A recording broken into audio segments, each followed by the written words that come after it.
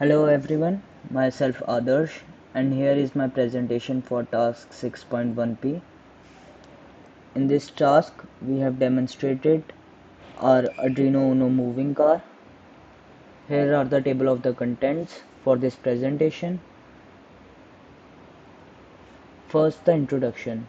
The Arduino Uno car is a small robotic car that can be controlled using an Arduino Uno microcontroller. It typically consists of 2 or 4 wheels, a battery, a motor controller, and so on. The Arduino Uno board will be used to control the motor controller, which in turn controls the direction of the motors. To build an Arduino Uno car, we will typically need to assemble the chassis and connect the motor controller and the wheels. We will then need to program the Arduino Uno to control the motors and respond to user inputs, such as command from a remote control or a or a Bluetooth device, etc. Here are the components which will be required for this Arduino Uno moving car. First, we will need a microcontroller. Here we are using an Arduino Uno board as a microcontroller.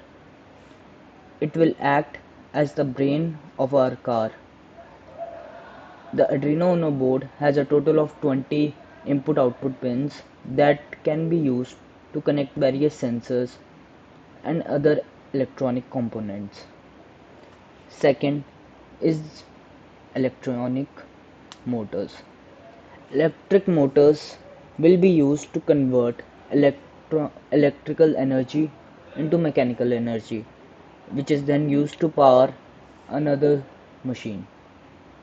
The involvement of this is in our project is essential as it will provide the force required to drive the vehicle. Then comes the motor driver.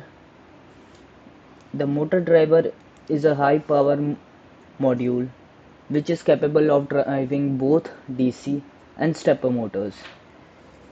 An L298 motor driver and a 78M05 5-volt regulator comprise of this module.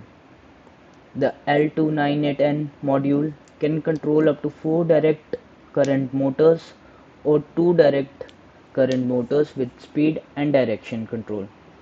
Then in the end, to connect all of these, we will need jumper wires. And the fifth part and the most important part, which is the physical structure, the chassis. The chassis is typically made up of plastic or metal and is designed to provide a sturdy and stable platform for the car's movement. In an Arduino Uno car, the chassis may also have mounting holes and other features that are specifically designed to accommodate the Arduino Uno board. There are different types of chassis available, ranging from simple two-wheel designs to more complex as we go on. And now comes the assembly part.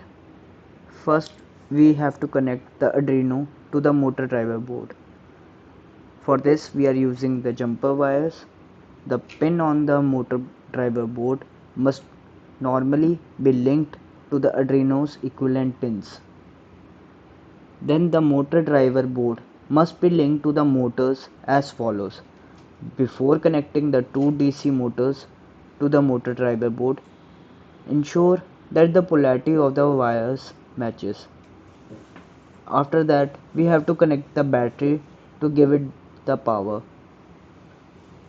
We have to connect the positive and negative leads of the battery to the VNN and the ground pins on the motor driver board. After that, we have to install the following components on the chassis, screw or glue the Arduino board on top of it. And then we have to enter the code.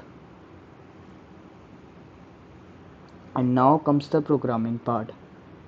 For the programming part, we are going to use Arduino IDE software and C++ to program.